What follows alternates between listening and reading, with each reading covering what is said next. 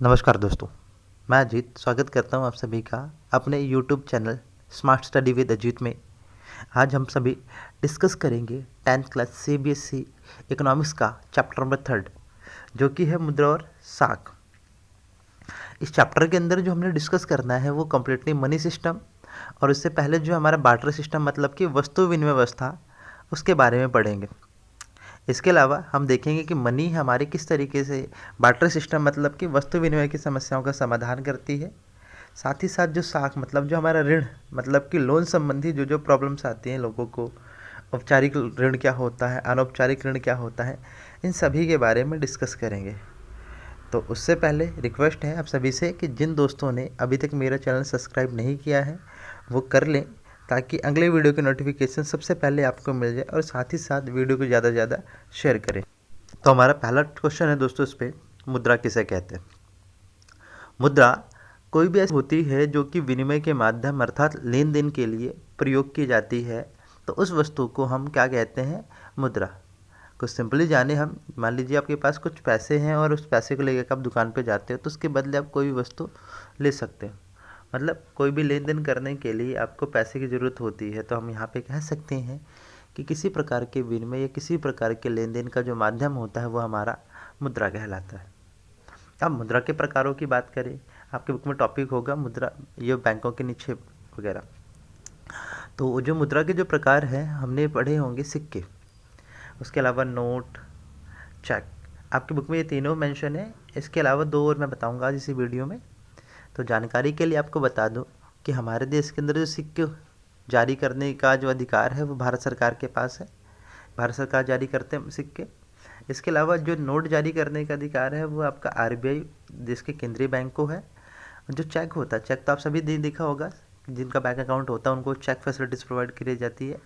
हम बात करते हैं मुद्रा के दो जो आधुनिक रूप है, उसमें सबसे पहला जो अगला जो हमारा चौथा इसमें दिख रहा है प्लास्टिक मुद्रा। ये क्या होता है, देखिए जो प्लास्टिक मुद्रा होती है जैसा डेबिट कार्ड हो गया, आपका एटीएम कार्ड हो गया, तो ये सभी हमारी क्या है, प्लास्टिक मुद्रा के पार्ट है। साथ ही साथ बात करेंगे सॉफ्टवेयर मुद्रा। देखिए सॉफ्टवेयर मुद्रा का मतलब क्या हुआ कि वो एप्लीकेशन, वो सारी चीज़ें से हम पेमेंट कर सकते हैं, जैसे फ़ोन पे हो गया, पेटीएम हो गया, तो ये सारी हमारे क्या है, सॉफ्टवेयर मुद्रा के उदाहरण है। चलिए, तो आई होप समझ आ रहा होगा आप सभी को। बात करते हैं हमारा मुद्रा क्या क्या काम करती है। तो मुद्रा का जो पहला काम है वो विनिमय का माध्यम, ऊपर जैसे कि मैंने बताया किसी वस्तु के लेन देन में मुद्रा काम आती है। दूसरा है मूल्य मापक की इकाई, मतलब अगर मुद्रा होगी तो किसी वस्तु का मूल्य तय करना आसान होगा, जैसे कि 40 रुपये किलो चीनी, 50 रुपये किलो चावल, 40 रुपये लीटर दूध। इस तरीके से हम किसी वस्तु का मूल्य माप सकते हैं मुद्रा के माध्यम से। तीसरा पॉइंट इसी में रिपीट हो गया, हम उसको आगे पढ़ लेते हैं अब चौथे वाले को, कि भावी भुगतान के लिए आसान। देखिए भावी भुगतान का मतलब क्या है कि आपको इन फ्यूचर कभी भी किसी पेमेंट करनी हो, आपने कुछ काम करवाया हो या कुछ चीज़ उधार ली हो, तो मुद्रा के माध्यम से उसे इन फ्यूचर क्या कर सकते हो, पेमेंट कर सकते हो। इसके अलावा जो हमारे पास है वस्तु और सेवाओं के बदले भुगतान। वस्तु खरीदे हम चाहे या किसी से सेवा लें तो उसके बदले हम आसानी से यहाँ पर भुगतान कर सकते हैं। सबसे अच्छी बात होती है मुद्रा की, मुद्रा को आसानी से कहीं भी ट्रांसफ़र किया जा सकता है, किसी अकाउंट में डालो और दूसरे व्यक्ति के पास वो आराम से पहुँच जाती है। तो मुद्रा जो सभी काम करती है, मुख्य तौर पर जो मुद्रा है वो हमारी वस्तु विनिमय प्रणाली की समस्याओं का समाधान करती है। अच्छा, वस्तु विनिमय प्रणाली क्या है, जिन दोस्तों को समझ नहीं आ रहा वो प्रश्न नंबर 4 देख लें कि वस्तु विनिमय प्रणाली हमारी एक ऐसी व्यवस्था होती है जिसमें वस्तुओं के बदले वस्तुओं का लेन देन होता है। जैसे मुझे एक वस्तु चाहिए तो मैं दूसरे व्यक्ति से दूसरी वस्तु लूँगा, तब मेरी एक वस्तु किसी और को और दूसरे व्यक्ति से एक वस्तु मैं लूँगा, तब जा करके मेरा लेन देन हो पाएगा। तो जैसा कि आपको फिगर में दिख रहा होगा, किताब के बदले केले ले रहा है एक व्यक्ति, पीछे वहीं दूसरा व्यक्ति वस्तु के बदले वस्तु ले रहा है। तो इस प्रकार की जो व्यवस्था होती है उसे हम क्या नाम देते हैं, वस्तु विनिमय व्यवस्था। अब इस जो व्यवस्था के अंदर जो कुछ समस्याएं हैं, समस्या नंबर 1 है हमारा दोहरे संयोग का अभाव। अच्छा, ये क्या होता है कि मान लीजिए दो व्यक्ति आपस में लेन देन करना चाहते हैं और उन्हें एक दूसरे की चीज़ की आवश्यकता हो भी सकती है और नहीं भी हो सकती। तो इसमें वस्तु विनिमय में लेन देन तभी होगा जब दोनों को एक दूसरे की वस्तु की आवश्यकता हो। नीचे भी लिखा हुआ है, 6 नंबर प्रश्न भी यही है आपका। हम बात करते हैं दूसरे पॉइंट की कि मूल्य मापक की कमी। जैसे मुद्रा थी तो हमने किसी वस्तु का मूल्य आसानी से तय कर लिया था, लेकिन मान लीजिए अगर मुद्रा ना हो तो किसी वस्तु का मूल्य आप कैसे तय करेंगे कि चावल के बदले आपको कितना अनाज, दूसरा अनाज देना है, जूतों के बदले कितना दूध आपको पे करना है, तो ये सारी चीज़ें आपको पता नहीं चल पाएंगी। थोड़ी सी बात करें हस्तांतरण की समस्या। जैसा अपने पैसे को तो आराम से ट्रांसफ़र कर लिया था, मान लीजिए एक व्यक्ति को दूसरे स्थान पर दूध की आवश्यकता है, तो क्या आप एटीएम में डालोगे तो दूध वहाँ दूसरी जगह निकलेगा? नहीं। तो यहाँ पे क्या है, आपका हस्तांतरण की समस्या होती थोड़ी। बात करें अगले जो इसमें भविष्य में भुगतान की कठिनाई। मान लीजिए अभी आपने किसी से कोई वस्तु ली है तो बदले में आपको तुरंत कोई वस्तु देनी पड़ेगी। आप उसे ये नहीं कह सकते कि मैं इन फ्यूचर या आने वाले समय में मैं तुम्हें चीज़ लौटाऊंगा। बिकॉज ऑफ यहाँ पे वस्तु विनिमय का मतलब है वस्तु के बदले वस्तु का तुरंत लेन देन होना चाहिए। आगे बात करें मूल्य संचय की समस्या। मूल्य संचय का मतलब क्या होता है कि हमने क्या कर सकते हैं, हम देखें कि अगर मुद्रा हो हमारे पास तो हम उसे लाखों करोड़ों अमाउंट अपने बैंक में जमा करके रख सकते हैं, संचय करके रख सकते हैं। लेकिन जो हमारा वस्तु विनिमय के अंदर है, किसी वस्तु को हम 2 लाख 3 लाख गाय भैंसे बर्तन वगैरह इकट्ठा करने में थोड़ी सी समस्या आती है। तो मूल्य संचय की समस्या देखी जाती है किसमें, वस्तु विनिमय व्यवस्था के अंदर। बात करिए सबसे लास्ट में इसमें जो छठा टॉपिक है सेवाओं के बदले भुगतान। मान लीजिए किसी वस्तु के बदले तो वस्तु आप दे सकते हो, लेकिन मान लीजिए डॉक्टर की फैसिलिटी ली है आपने या किसी प्रकार की अन्य सेवा ली है तो उसके बदले आप कितना और क्या चीज़ देंगे, इसकी बहुत गंभीर समस्या देखी जाती है। तो आई होप समझ आ रहा हो आपको। बात करेंगे अगले प्रश्न की, आवश्यकता का दोहरा संयोग, जिसे हम दोहरे संयोग का भाव भी ऊपर पढ़ा है।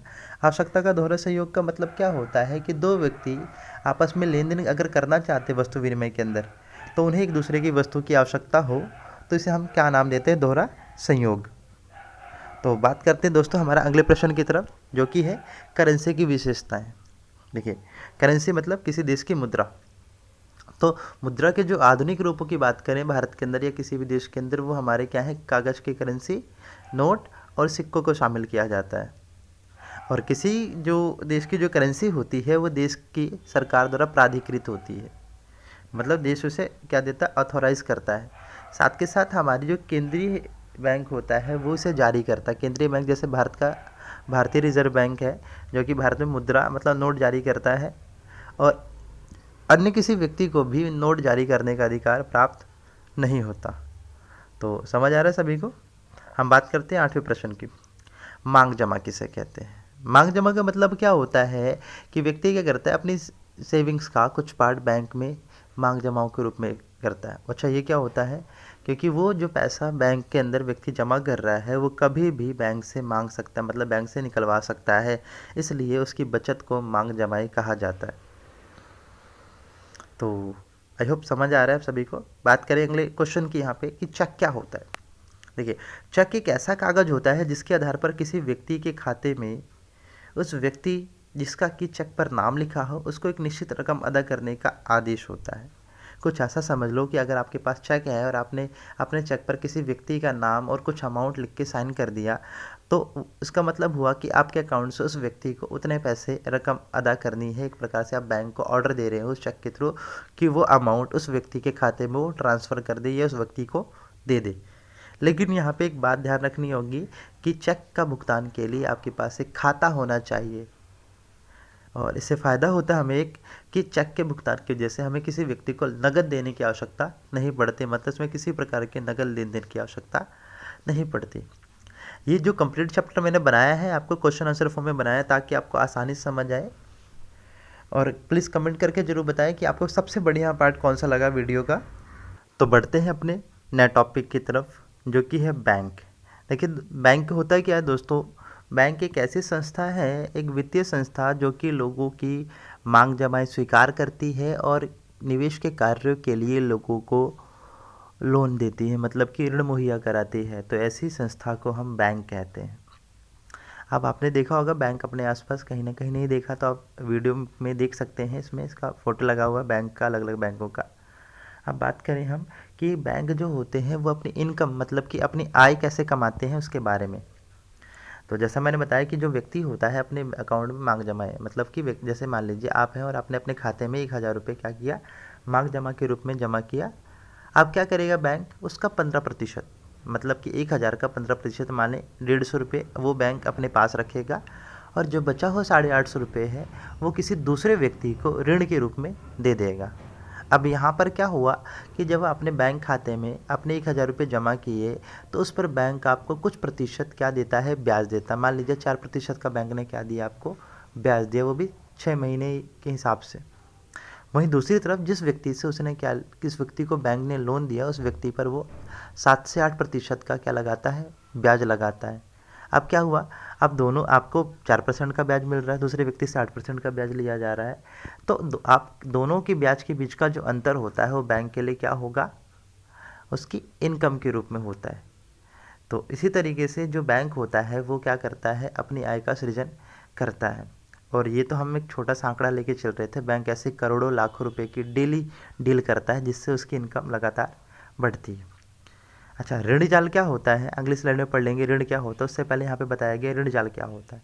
देखिए, ऋण जाल का मतलब क्या होता है, जब भी कोई व्यक्ति किसी व्यक्ति से या बैंक से लोन ले लेता है और उसे नहीं चुका पाता, साथ ही साथ क्या होता है, उसका ब्याज भी बढ़ता जाता है और उसका जो ऋण की राशि है वो लगातार बढ़ती जाती है और वो स्वयं ही इस जाल में फंसता जाता है। तो इसे हम कहते हैं ऋण जाल में फंसना।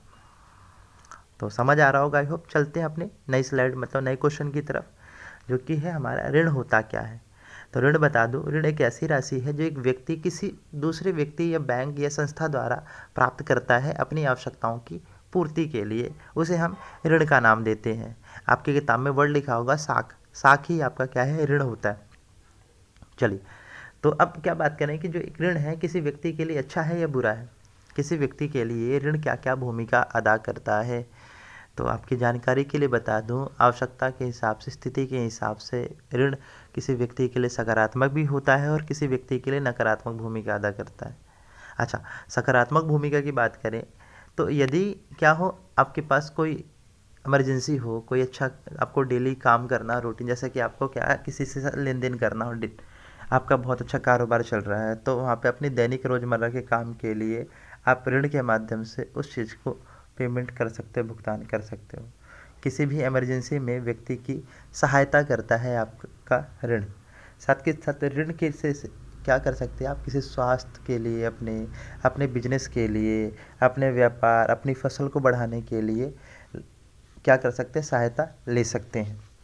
वहीं इसका अगर नकारात्मक रूप देखें, एक तरफ तो आपने क्या देखा कि आप फ़ायदा कमा सकते हैं ऋण के माध्यम से, वहीं दूसरा इसका एक हानि बहुत जो देखी जाती है वो है कि ऋण के चक्कर में व्यक्ति ऋण जाल में फंस सकता है। यदि व्यक्ति ऋण नहीं चुका पाया तो वो लगातार क्या फंस सकता है, ऋण के जाल में फंस सकता है। अगली आने वाली स्लाइड में आपको इसका एग्जाम्पल भी मिल जाएगा, नकारात्मक और सकारात्मक ऋण की भूमिकाओं का।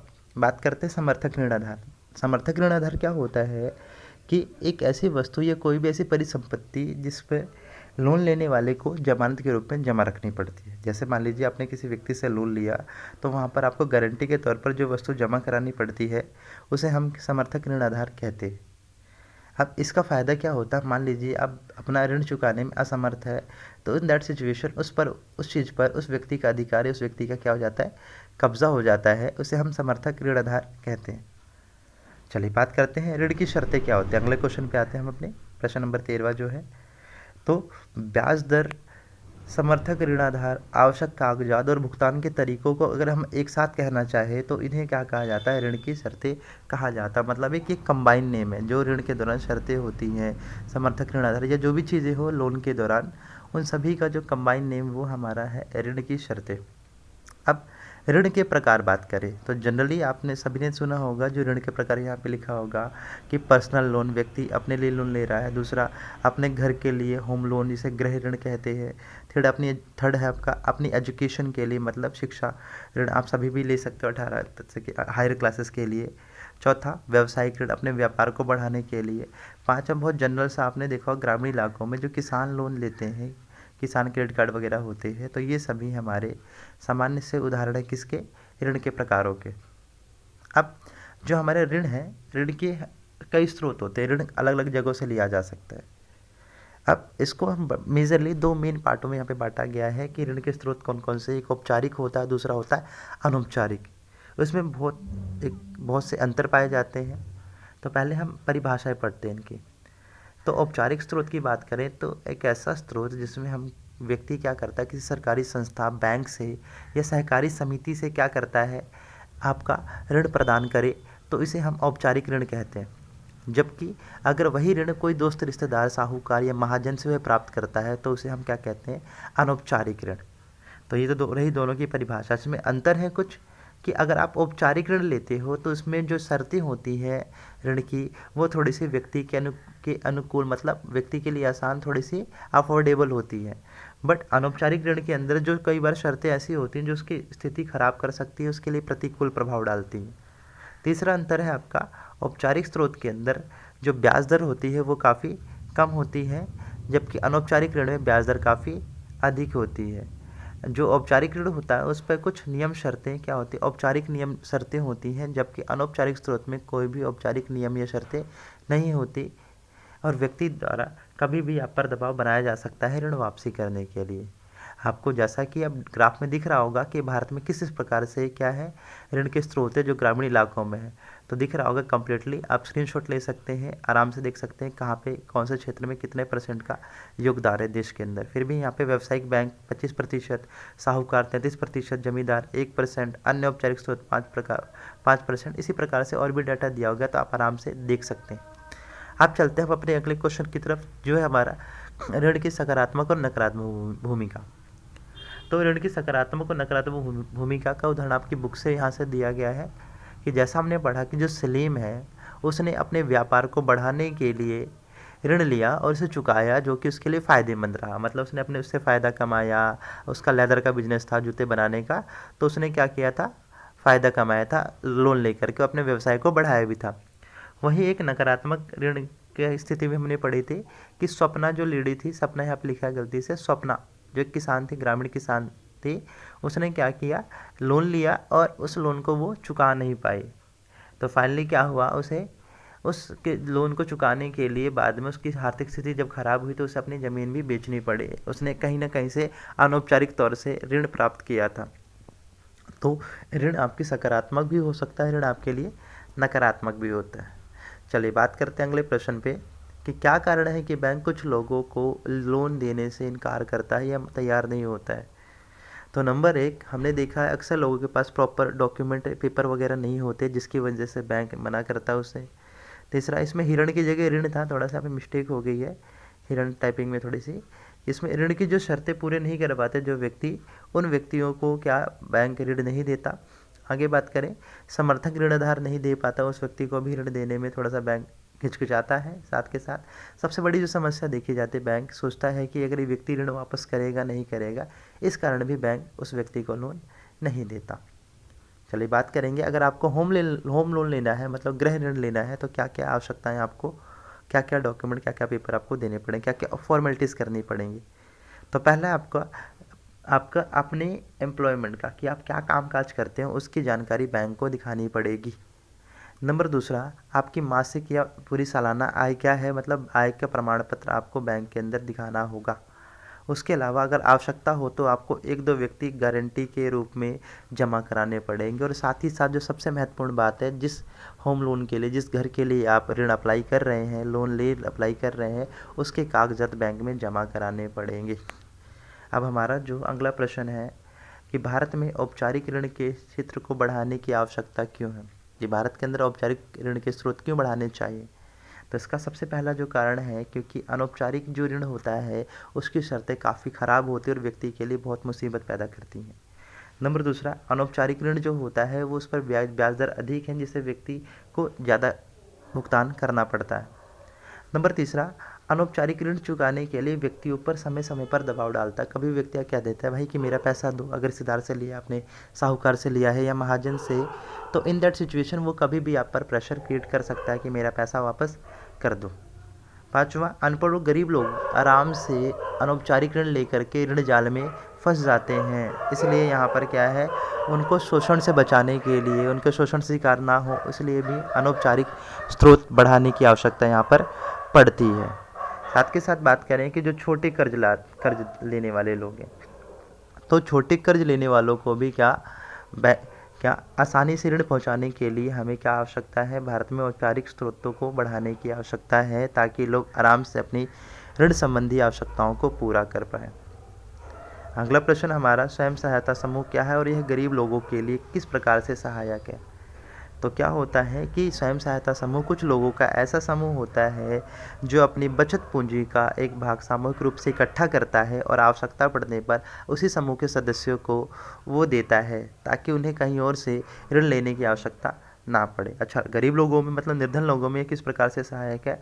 तो पहला क्या होता है, इससे जो गरीब लोग होते हैं वो शोषण का शिकार नहीं होते। मतलब किसी से लोन लेंगे तो कोई दूसरा व्यक्ति उसका शोषण कर सकता है, लेकिन अपना वो खुद ही स्वयं अपने समूह से क्या करेंगे, लोन लेंगे तो कोई और अन्य व्यक्ति उनका शोषण नहीं कर पाएगा।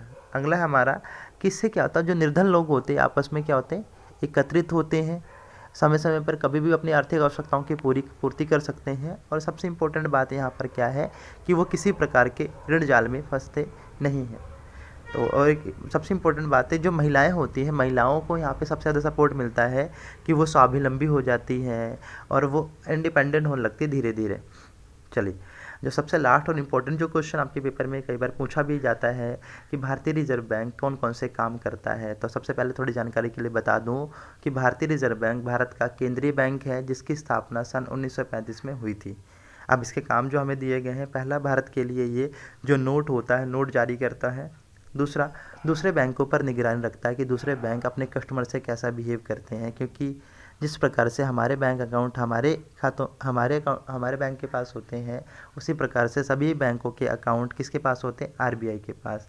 नंबर थर्ड, ये देश में जो मुद्रा संबंधी गतिविधियां होता है उनको नियंत्रित करता है। मतलब कितनी करेंसी छापनी है, कितनी मनी सप्लाई करनी है, इन सब की जो देख रेख किसके हाथ में होती है, आरबीआई मतलब देश के भारतीय रिजर्व बैंक के पास।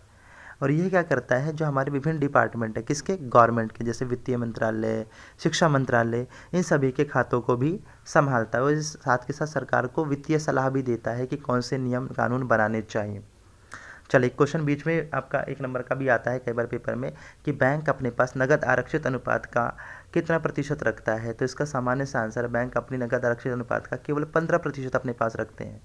एक जो सबसे लास्ट में जो क्वेश्चन पूछा गया वो था हमारा, बांग्लादेश का ग्रामीण बैंक किस चीज़ का उदाहरण है।